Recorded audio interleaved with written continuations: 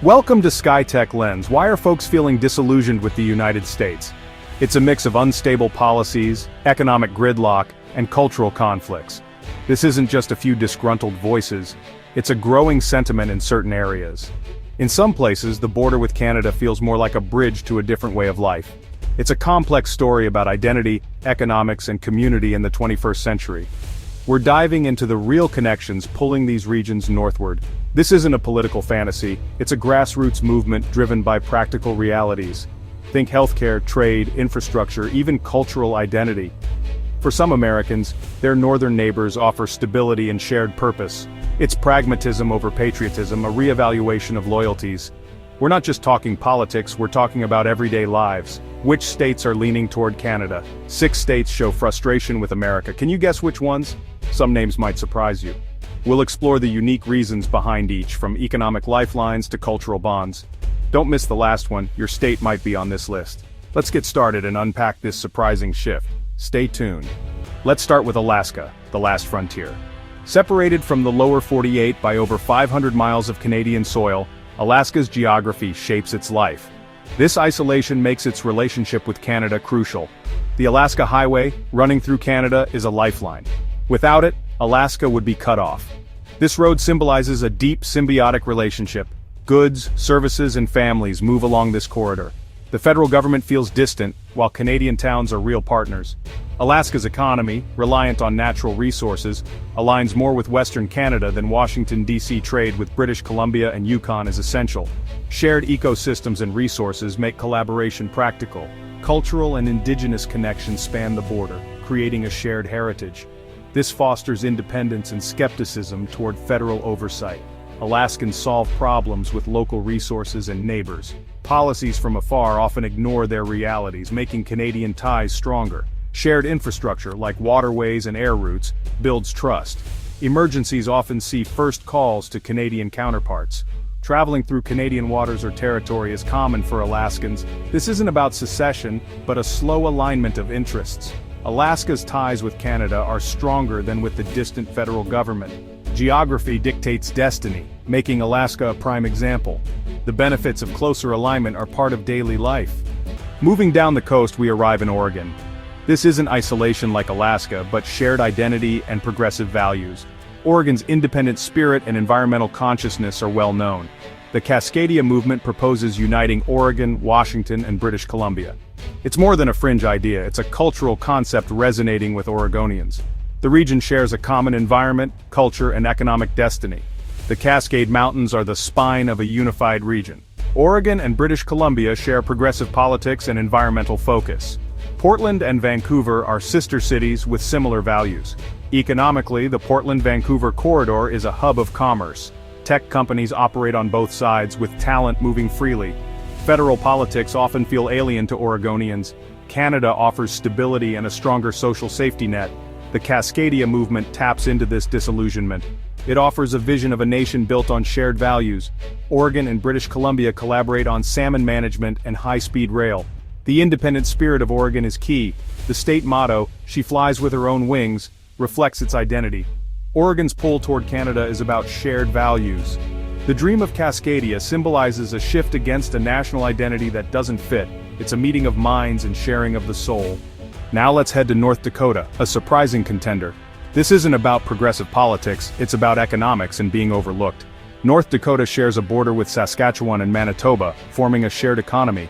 The Bakken oil formation links North Dakota's industry with Canada. Workers and capital flow across the border fluidly.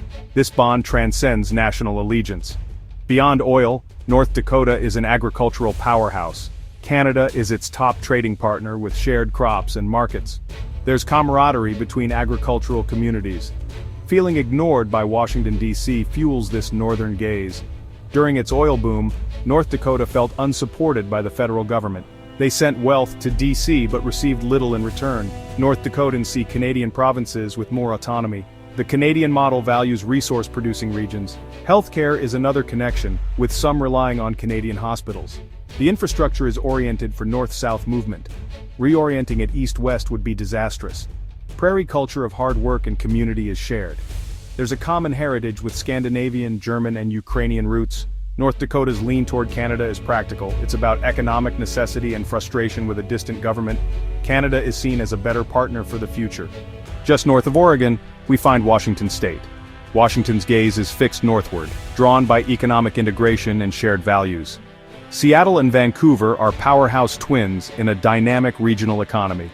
The Seattle-Vancouver corridor is a global hub for technology and trade.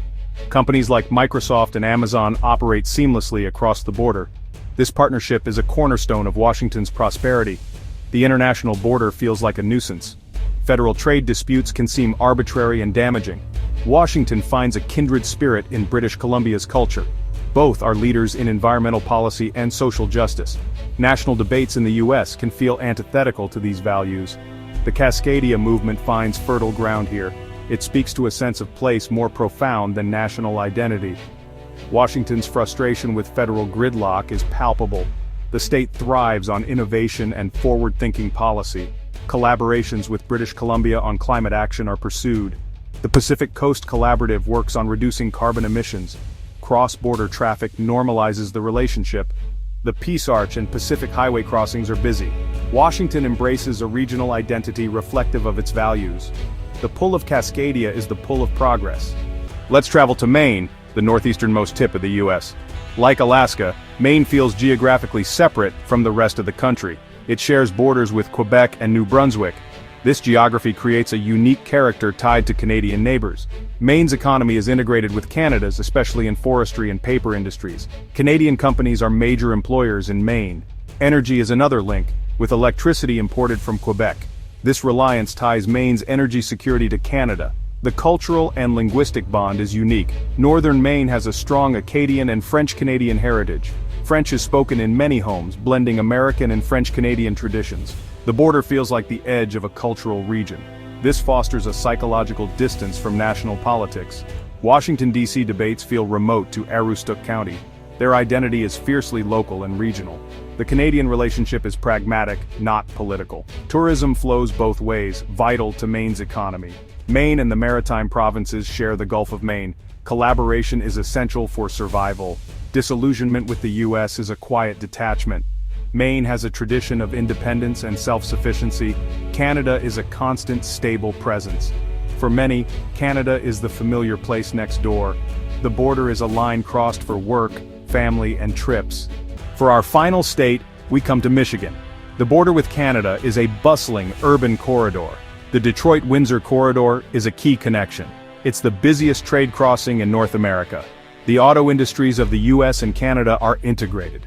A car might cross the border multiple times before assembly. This economic interdependence transcends national politics. Southeast Michigan and Southwest Ontario succeed or fail together. Thousands live in one country and work in the other. Nurses from Windsor staff Detroit hospitals, engineers from Michigan work in Ontario. This daily commute weaves communities together. Cultural connections are strong, with shared sports teams and media. National political friction feels absurd and damaging. The federal government feels distant. Initiatives like the Gordie Howe International Bridge reinforce connection. Disillusionment is born of intimacy. Canada is a lived reality for friends and family. For Michigan, Canada is right here. It's a fundamental part of the regional economy. The border is a formality in a single community. Michigan's place is cemented by the Detroit-Windsor corridor. The border is a bridge to a stable future. So there you have it. 6 states, 6 different stories, all pointing north. From Alaska's isolation to Michigan's economic symbiosis. This isn't a coordinated movement, but regional shifts driven by frustration and pragmatism. It's a re-evaluation of identity in a world where borders are both more and less meaningful. National identity is not monolithic. It's woven from local realities. When the national narrative misaligns, people seek alternatives. For these states, Canada offers stability and shared values. It's a trend to watch, a sign of deeper realignment. What does this mean for the future? It's hard to say, but the conversation is changing. Keep following this journey, unpacking real stories behind headlines. Subscribe and hit that notification bell. We're just getting started. What are your thoughts? Do you live in one of these states? Let us know in the comments below. Thanks for watching. Subscribe the channel for more updates.